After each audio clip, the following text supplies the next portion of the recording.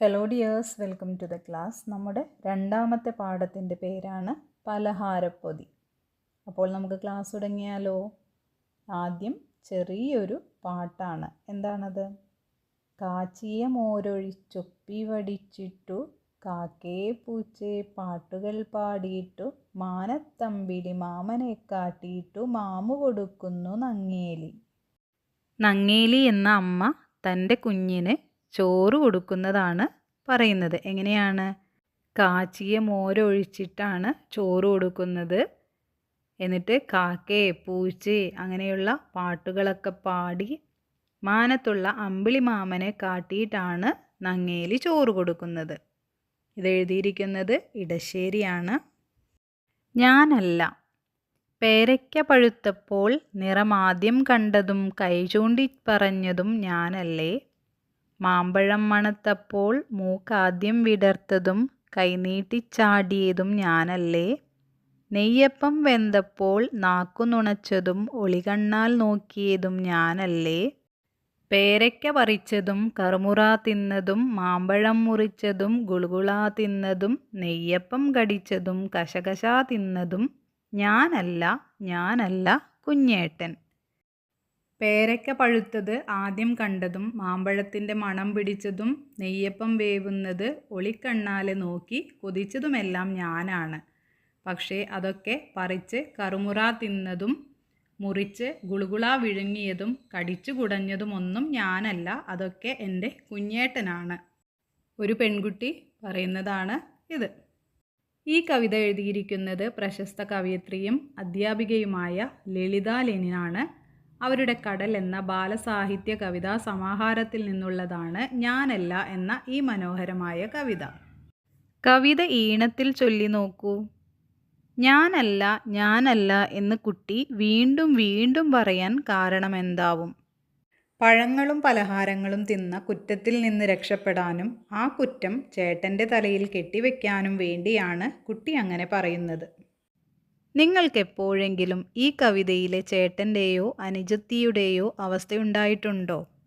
ഉണ്ട്. വീട്ടിൽ വെച്ചിരുന്ന പലഹാരങ്ങൾ ഞാൻ എടുത്തു തിന്നിട്ട് അമ്മ ചോദിച്ചപ്പോൾ അടികൊള്ളാതിരിക്കാൻ ഞാനല്ല ചേട്ടനാണ് തിന്നത് എന്ന് ഞാനും പറഞ്ഞിട്ടുണ്ട്.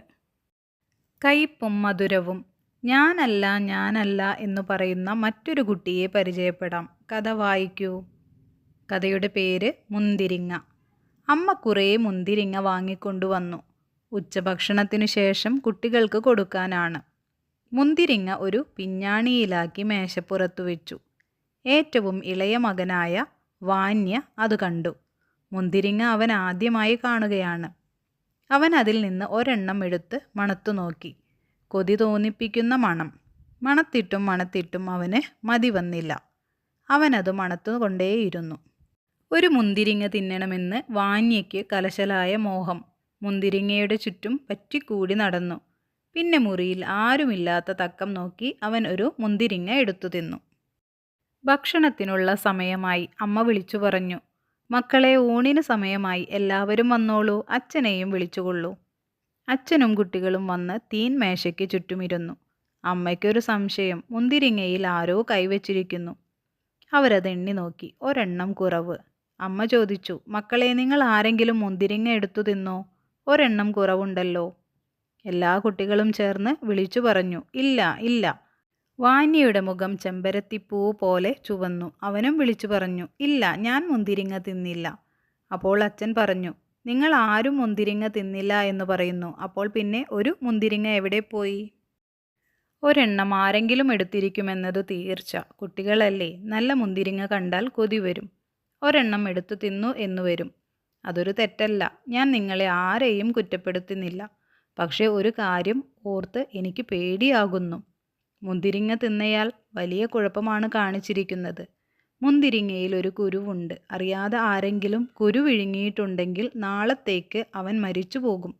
അതോർത്താണ് എനിക്ക് പേടി. ഇത് കേട്ടപ്പോൾ വാനിയുടെ മുഖം വിളറി. അവൻ വിളിച്ചു പറഞ്ഞു, ഞാൻ കുരു തിന്നില്ലച്ചാ, ഞാനത് ജനലിൽ കൂടി പുറത്തേക്ക് എറിഞ്ഞു കളഞ്ഞു. ഇത് കേട്ട് അച്ഛനും അമ്മയും കുട്ടികളും ചേർന്ന് ചിരിച്ചു. എന്നാൽ വാന്യ ചിരിച്ചില്ല, അവൻ കരഞ്ഞു. ഈ കഥ ടോൾസ്റ്റോയ് കഥകളിൽ നിന്നാണ് വിവർത്തനം ചെയ്തിരിക്കുന്നത്. KN ദാമോദരൻ നായർ. വീട്ടിലെല്ലാവരും ചിരിച്ചപ്പോഴും വാന്യ കരയാൻ എന്താവും കാരണം? താൻ കള്ളം പറഞ്ഞത് എല്ലാവരുടെയും മുന്നിൽ വെച്ച് പുറത്തായതിലുള്ള സങ്കടവും നാണക്കേടും കൊണ്ടാണ് വാന്യ കരഞ്ഞത്. ഈ കഥയിൽ നിങ്ങൾക്ക് ഏറ്റവും ഇഷ്ടപ്പെട്ട കഥാപാത്രം ആരാണ്? എന്തുകൊണ്ട്? എനിക്ക് ഏറ്റവും ഇഷ്ടപ്പെട്ട കഥാപാത്രം അച്ഛനെയാണ്. കാരണം വാന്യയെ വഴക്കു പറയാതെയും ഉപദ്രവിക്കാതെയും ഒരു ചെറിയ തന്ത്രത്തിലൂടെ അവൻ ചെയ്ത തെറ്റ് അവന് തന്നെ ബോധ്യപ്പെടുത്തി കൊടുത്തു. അച്ഛൻ പ്രയോഗിച്ച സൂത്രം നിങ്ങൾക്ക് ഇഷ്ടമായോ? എന്തുകൊണ്ട്? അതെ, എനിക്ക് വളരെ ഇഷ്ടമായി. കാരണം വാന്യയെ അടിക്കുകയോ ചീത്ത വിളിക്കുകയോ ചെയ്യാതെ അവനെക്കൊണ്ട് തന്നെ സത്യം പറയിപ്പിക്കാൻ ആ സൂത്രത്തിന് കഴിഞ്ഞു. മുന്തിരിങ്ങ എന്ന കഥ റോൾ പ്ലേ ആയി അവതരിപ്പിക്കൂ. മുന്തിരി കട്ടു തിന്ന ദിവസം വാന്യ എഴുതാനിടയുള്ള ഡയറി തയ്യാറാക്കൂ. ക്ലാസ്സിൽ അവതരിപ്പിക്കൂ. തീയതി എഴുതണം 16/7/2026 വ്യാഴാഴ്ച. ഇന്ന് എനിക്ക് വളരെ സങ്കടം തോന്നിയ ദിവസമാണ്. അമ്മ വെച്ചിരുന്ന മുന്തിരിങ്ങ കണ്ടപ്പോൾ കൊതി തോന്നി ഞാൻ ഒരെണ്ണം എടുത്തു തിന്നു. അമ്മ ചോദിച്ചപ്പോൾ പേടി കാരണം ഞാൻ കള്ളം പറഞ്ഞു. പക്ഷേ അച്ഛൻ്റെ സൂത്രത്തിൽ പെട്ട് ഞാൻ അറിയാതെ സത്യം വിളിച്ചു പറഞ്ഞു പോയി. എല്ലാവരും ചിരിച്ചപ്പോൾ എനിക്ക് ഒരുപാട് നാണക്കേട് തോന്നി. ഇനി ഞാൻ ചോദിക്കാതെ ഒന്നും എടുക്കില്ല, കള്ളം പറയുകയുമില്ല. മുന്തിരിങ്ങ ഒരു റഷ്യൻ കഥയാണ്. ഭക്ഷണവും കുട്ടികളും വിഷയമാകുന്ന രചനകൾ നമ്മുടെ ഭാഷയിലുമുണ്ട്. ഒരു കവിത വായിക്കൂ. തോൽക്കില്ല ഞാൻ. മേരിയോടന്നും ചോദിച്ചു ഞങ്ങൾ, പേരെന്താ കുട്ടി? പേരക്കയത്രേ. നാണം കെട്ടുമടങ്ങില്ല ഞങ്ങൾ. നാടെന്താ കുട്ടി? നാരങ്ങയത്രേ. പട്ടുകൂമ്പാളക്കോണമുടുത്തു പ്ലാവിലപ്പൊൻ കിരീടവും വച്ചു പയ്യെ പയ്യെ തെങ്ങിൻ മടലിൽ പൈക്കിടാവിനെയാട്ടിത്തെളിച്ചു. നാരങ്ങയെന്ന വിശ്വപ്രസിദ്ധ നാട്ടിലെ കൊച്ചു റാണി വരുമ്പോൾ തൻ കരത്താൽ മുഖം മറച്ചെൻ്റെ യപ്പച്ചൻ പോലും പൊട്ടിച്ചിരിക്കും. അക്കിനാവിനെ കാണുമ്പോഴെല്ലാം അമ്മ ചെന്നങ്ങു വാരിയെടുക്കും. ചുറ്റുമെത്തുന്ന ഞങ്ങളുമോരോ വർത്തമാനങ്ങൾ ചോദിച്ചിരിക്കും. മാമോനിന്നെന്തു കൂട്ടി നീ പെണ്ണേ? മീമി ചുട്ടതാണമ്മച്ചി തന്നേ.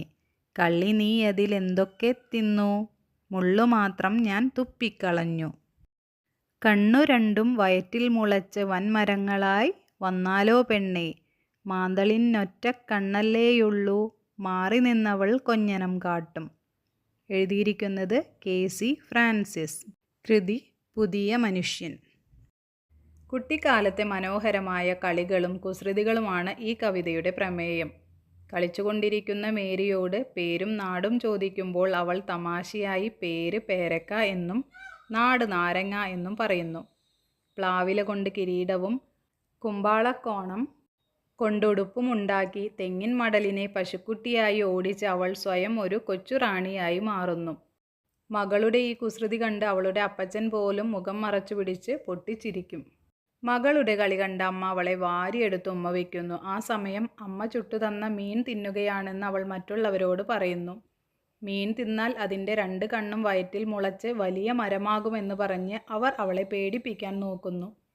എന്നാൽ മാന്തൽ മീനിന് ഒറ്റക്കണ്ണല്ലേ ഉള്ളൂ എന്ന് തൻ്റെ ബുദ്ധി ഉപയോഗിച്ച് തിരിച്ചു ചോദിച്ചവൾ അവരുടെ വായടപ്പിക്കുന്നു. ഒടുവിൽ അവരെ നോക്കി കൊഞ്ഞനം കാട്ടി ഒട്ടും തോറ്റുകൊടുക്കാതെ അവൾ ജയിച്ച് നിൽക്കുന്നു. കൂമ്പാള. കൂമ്പാള എന്ന് പറഞ്ഞാൽ കവുങ്ങിൻ്റെ പൂങ്കുലയെ പൊതിഞ്ഞു നിൽക്കുന്ന ഇളം മഞ്ഞ പോളയാണ്. കോണം കോണകം. പയ്യെ പയ്യെ പതുക്കെ പതുക്കെ. മടല് തെങ്ങിൻ്റെ ഓലയുടെ തണ്ട്. പൈക്കിടാവ് പശുക്കുട്ടി. വിശ്വപ്രസിദ്ധം ലോകത്താകെ അറിയപ്പെടുന്ന. കരം കൈ. കിനാവ് സ്വപ്നം. നാരങ്ങ നാട്ടിലെ കൊച്ചുറാണിയുടെ ചിത്രം കണ്ടില്ലേ? കവിത വായിച്ചപ്പോൾ മനസ്സിൽ തെളിഞ്ഞ കൊച്ചുറാണിയുടെ ചിത്രം വരയ്ക്കൂ. ചിത്രത്തിലെ കൊച്ചുറാണിയുടെയും കവിതയിലെ കൊച്ചുറാണിയുടെയും വേഷവിധാനങ്ങൾ തമ്മിൽ എന്തെല്ലാം വ്യത്യാസമുണ്ട്? കവിതയിലെ വിവരണം അനുസരിച്ച് കൊച്ചുറാണി പ്ലാവില കൊണ്ടുണ്ടാക്കിയ പൊൻകിരീടവും പട്ടുകുമ്പാളക്കോണവും ധരിച്ചിട്ടുണ്ട്. എന്നാൽ പാഠപുസ്തകത്തിലെ ചിത്രത്തിൽ അവൾ സാധാരണ നാടൻ വസ്ത്രങ്ങളാണ് ധരിച്ചിരിക്കുന്നത്. മുന്തിരിങ്ങ തിന്ന വാന്യയും മാന്തൾ തിന്ന മേരിയും കുടുങ്ങിപ്പോയ സന്ദർഭത്തിൽ നിന്ന് രക്ഷപ്പെട്ടത് എങ്ങനെ? രക്ഷപ്പെട്ട മാർഗങ്ങൾ തമ്മിൽ വ്യത്യാസമുണ്ടോ? ചർച്ച ചെയ്യൂ. വാന്യ അച്ഛൻ്റെ തന്ത്രത്തിൽപ്പെട്ട് പേടിക്കുകയും താൻ മുന്തിരിങ്ങയുടെ കുരു ജനലിലൂടെ പുറത്തേക്കെറിഞ്ഞു എന്ന് സത്യം തുറന്നു പറഞ്ഞ് ആ സന്ദർഭത്തിൽ നിന്ന് രക്ഷപ്പെടുകയും ചെയ്തു. എന്നാൽ മേരി മറ്റുള്ളവർ പേടിപ്പിച്ചപ്പോൾ ഒട്ടും വീണില്ല. മീൻ തിന്നാൽ അതിൻ്റെ 2 കണ്ണും വയറ്റിൽ മുളയ്ക്കും എന്ന് അവർ പറഞ്ഞപ്പോൾ മാന്തൽ മീനിന് ഒറ്റക്കണ്ണല്ലേ ഉള്ളൂ എന്ന് തൻ്റെ ബുദ്ധിസാമർഥ്യം കൊണ്ട് തിരിച്ചു ചോദിച്ച് അവരുടെ വായടപ്പിച്ചാണ് അവൾ ജയിച്ചു നിന്നത്.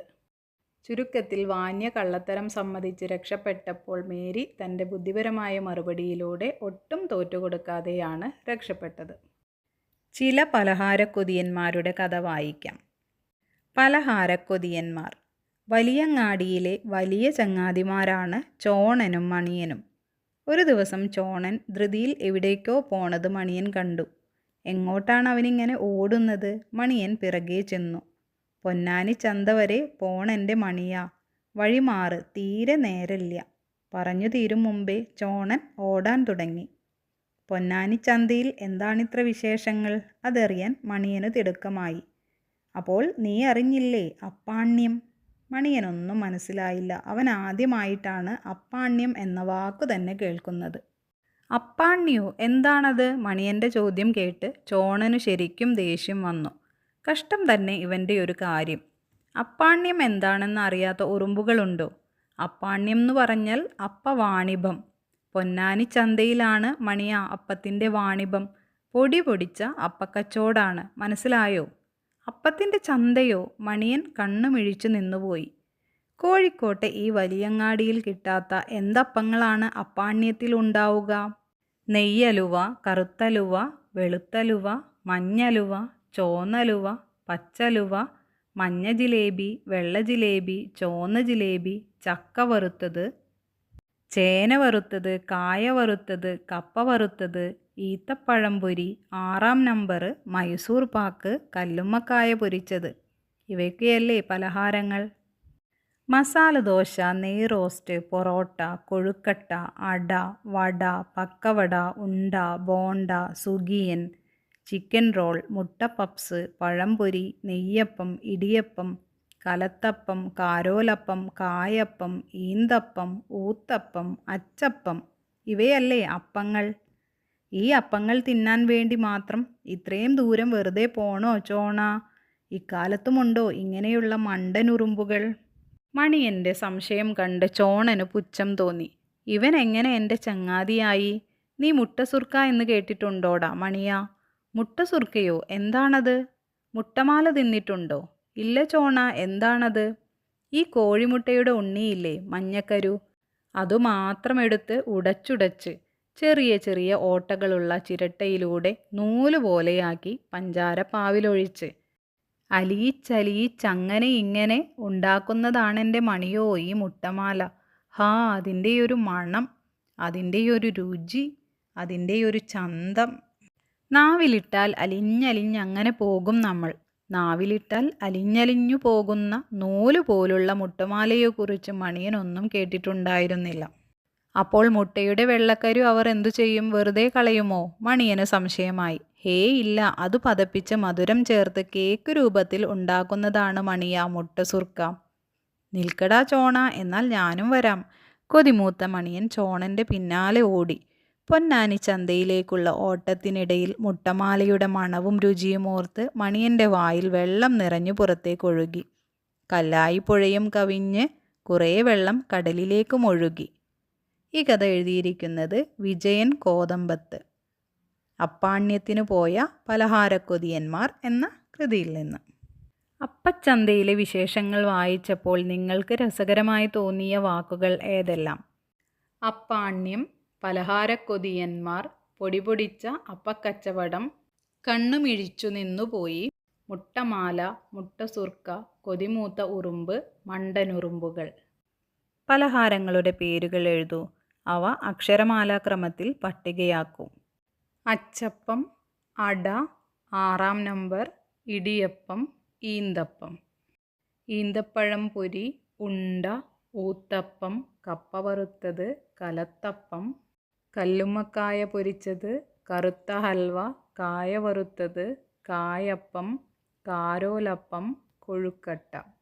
ചക്ക വറുത്തത്, ചുവന്ന ജിലേബി, ചുവന്ന ഹൽവ, ചിക്കൻ റോൾ, ചേന വറുത്തത്, നെയ്യപ്പം, നെയ്യ് ഹൽവ, നെയ്യ് റോസ്റ്റ്, പക്കവട, പച്ച ഹൽവ, പഴംപൊരി, പൊറോട്ട, ബോണ്ട, മഞ്ഞ ജിലേബി, മഞ്ഞ ഹൽവ, മസാല ദോശ, മൈസൂർ പാക്ക്, മുട്ട പഫ്സ്, മുട്ട സുർക്ക, മുട്ടമാല, വട, വെള്ള ജിലേബി, വെളുത്ത ഹൽവ, സുഗിയൻ. ഇങ്ങനെയാണ് പലഹാരങ്ങൾ അക്ഷരമാലാക്രമത്തിൽ എഴുതുന്നത്. ഇഷ്ടപ്പെട്ട പലഹാരത്തിൻ്റെ ചിത്രം വരയ്ക്കൂ. അത് പരിചയപ്പെടുത്തുന്ന കുറിപ്പെഴുതൂ. കട്ട്ലറ്റ്. എനിക്ക് ഏറ്റവും ഇഷ്ടമുള്ള ഒരു രുചികരമായ 4 മണി പലഹാരമാണ് കട്ട്ലറ്റ്. സാധാരണയായി ബീഫ്, ചിക്കൻ അല്ലെങ്കിൽ പച്ചക്കറികൾ, ഉദാഹരണത്തിന് ഉരുളക്കിഴങ്ങ്, ക്യാരറ്റ് വേവിച്ച് ഉടച്ചാണ് ഇത് തയ്യാറാക്കുന്നത്. ഇതിലേക്ക് ഇഞ്ചി, വെളുത്തുള്ളി, പച്ചമുളക്, മല്ലിയില എന്നിവയും മസാലകളും ചേർത്ത് നന്നായി വഴറ്റിയെടുക്കുന്നു. അതിനുശേഷം ചെറിയ ഉരുളകളാക്കി പരത്തി മുട്ടയുടെ വെള്ളയിലും റൊട്ടിപ്പൊടിയിലും മുക്കി എണ്ണയിൽ വറുത്തു കോരിയാണ് കട്ട്ലറ്റ് ഉണ്ടാക്കുന്നത്. പുറംഭാഗം നല്ലവണ്ണം മൊരിഞ്ഞിരിക്കുന്ന കട്ട്ലറ്റ് ടൊമാറ്റോ സോസിൻ്റെ കൂടെ കഴിക്കാൻ വളരെ സ്വാദുള്ളതാണ്. ഒരു പലഹാരം കൂടി നോക്കാം, നെയ്യപ്പം. എനിക്ക് ഏറ്റവും ഇഷ്ടമുള്ള ഒരു പരമ്പരാഗത കേരളീയ 4 മണി പലഹാരമാണ് നെയ്യപ്പം. അരിപ്പൊടി, ശർക്കരപ്പാനി, നല്ലതുപോലെ പഴുത്ത പാളയം കോടൻ പഴം എന്നിവ ചേർത്താണ് ഇതിൻ്റെ മാവ് തയ്യാറാക്കുന്നത്. സ്വാദ് കൂട്ടാനായി ഇതിലേക്ക് ഏലക്ക പൊടിച്ചതും നെയ്യിൽ വറുത്ത ചെറിയ തേങ്ങാക്കൊത്തും കറുത്ത എള്ളും ചേർക്കുന്നു. വെളിച്ചെണ്ണയിലോ നെയ്യിലോ ആണിത് വറുത്തു കോരുന്നത്. പുറം ഭാഗം നല്ല മൊരിഞ്ഞതും ഉൾഭാഗം നല്ല മൃദുവായതുമായ നെയ്യപ്പം വൈകുന്നേരങ്ങളിൽ ചൂട് ചായയുടെ കൂടെ കഴിക്കാൻ ഏറെ രുചികരമാണ്. ആഹാരവുമായി ബന്ധപ്പെട്ട ചില പാട്ടുകൾ ടീച്ചർ പാടിത്തരും. അതുപോലുള്ള പാട്ടുകൾ കണ്ടെത്തി പാടൂ. സ്വന്തമായി പലഹാര പാട്ടുകൾ എഴുതി നോക്കൂ. കണ്ടെത്തി പാടാൻ പറ്റിയ ആഹാരപ്പാട്ട് നാടൻ പാട്ടാണ്. ഉണ്ണിക്കണ്ണാ വാവാ, ഊട്ടുപുരയിൽ വാവാ, ചൂടുള്ള ചോറുണ്ട്, ചക്കപ്പപ്പടമുണ്ട്, മാമ്പഴ പുളിശ്ശേരിയുണ്ട്, രുചിയേറും മോരുണ്ട്, വയറു നിറയെ ഉണ്ണാൻ വാ, കൂട്ടുകാരെ കൂട്ടിവാ. ഇനിയൊരു പലഹാരപ്പാട്ട് നോക്കാം, ഉണ്ണിയപ്പം. കുഞ്ഞിക്കുഴികളുള്ളൊരു ചട്ടിയിൽ വെന്തു തിളക്കും ഉണ്ണിയപ്പം, കറുത്ത എള്ളും തേങ്ങാക്കൊത്തും ഉള്ളിൽ ഒളിച്ചൊരു ഉണ്ണിയപ്പം, പഴുത്ത പഴത്തിൻ്റെ മധുരവുമായി നാവിലലിയും ഉണ്ണിയപ്പം, ചൂടോടെ തിന്നാൻ കൊതിയാകും നല്ല നാടൻ ഉണ്ണിയപ്പം. കൂട്ടുകാരെ ഓടിവരൂ, നമുക്കുണ്ണിയപ്പം തിന്നു തീർക്കാം. അടുത്തത് അടയും കൊഴുക്കട്ടയും. ചക്കരയിട്ടൊരു കൊഴുക്കട്ട, ഉരുണ്ടിരിക്കും കൊഴുക്കട്ട, വാഴയിലയിൽ പരത്തിയ അടയുണ്ട്, ഉള്ളിൽ മധുരപ്പൂരണവുമുണ്ട്, ആവിയിൽ വെന്തു കിട്ടുമ്പോൾ ആർക്കും കൊതിയാകും പലഹാരം. ഇനി നമുക്കൊരു പലഹാരപ്പാട്ടുണ്ടാക്കി നോക്കിയാലോ. തരികിട തരികിട തെയ് തെയ്യോ, പലഹാരപ്പാട്ടൊന്നു കേട്ടയ്യോ. തട്ടുകടയിലെ ചേട്ടനുണ്ടാക്കും വട്ടത്തിലുള്ളൊരു നെയ്യപ്പം, മൊരിമൊരിപ്പുള്ളൊരു നെയ്യപ്പം, മധുരമൂറുന്ന നെയ്യപ്പം, ഉരുണ്ടിരിക്കും കൊഴുക്കട്ട, ഉള്ളിൽ മധുരമുള്ളൊരു കൊഴുക്കട്ട, മഞ്ഞ നിറമുള്ള ജിലേബി, മനം കവരും ജിലേബി, ചൂടുചായയുടെ കൂടെ കഴിക്കാൻ നല്ല നാടൻ പഴംപൊരി. കൂട്ടുകാരെ ഓടി വരൂ, പലഹാരങ്ങൾ തിന്നു തീർക്കാം. നിങ്ങൾക്കിഷ്ടപ്പെട്ട ഒരു പലഹാരമുണ്ടാക്കുന്ന രീതി എഴുതൂ. ആ പലഹാരം തയ്യാറാക്കൂ. പലഹാരത്തിൻ്റെ പേര് പഴംപൊരി. ആവശ്യമായ സാധനങ്ങൾ: നന്നായി പഴുത്ത നേന്ത്രപ്പഴം, ഏത്തപ്പഴം 3 എണ്ണം, മൈദമാവ് അല്ലെങ്കിൽ ഗോതമ്പ് മാവ് 1 കപ്പ്, അരിപ്പൊടി 2 വലിയ സ്പൂൺ മൊരിഞ്ഞു കിട്ടാൻ, പഞ്ചസാര 2 വലിയ സ്പൂൺ, മഞ്ഞൾപ്പൊടി 1/4 ടീസ്പൂൺ നല്ല നിറത്തിന്, ജീരകം 1/2 ടീസ്പൂൺ, വെള്ളം ആവശ്യത്തിന്, വെളിച്ചെണ്ണ വറുക്കാൻ ആവശ്യത്തിന്. തയ്യാറാക്കുന്ന വിധം: നേന്ത്രപ്പഴം നീളത്തിൽ അരിഞ്ഞു വയ്ക്കുക. ഒരു പാത്രത്തിൽ മൈദമാവ്, പഞ്ചസാര, അല്പം മഞ്ഞൾപ്പൊടി എന്നിവ വെള്ളം ചേർത്ത് കലക്കുക. അരിഞ്ഞു വെച്ച പഴം കഷ്ണങ്ങൾ ഈ മാവിൽ മുക്കുക. ഇത് ചൂടായ വെളിച്ചെണ്ണയിലിട്ട് വറുത്തു കോരുക. സ്വാദിഷ്ടമായ പഴംപൊരി തയ്യാർ. എല്ലാവരും വീട്ടിൽ നിന്ന് തയ്യാറാക്കി കൊണ്ടുവന്ന പലഹാരങ്ങൾ ക്ലാസ്സിൽ പ്രദർശിപ്പിക്കൂ. പ്രദർശനത്തിൻ്റെ പ്രചാരണത്തിനായി പോസ്റ്ററും തയ്യാറാക്കണം. പലഹാര പ്രദർശനം. പോസ്റ്റർ. രുചിയൂറും പലഹാരമേള.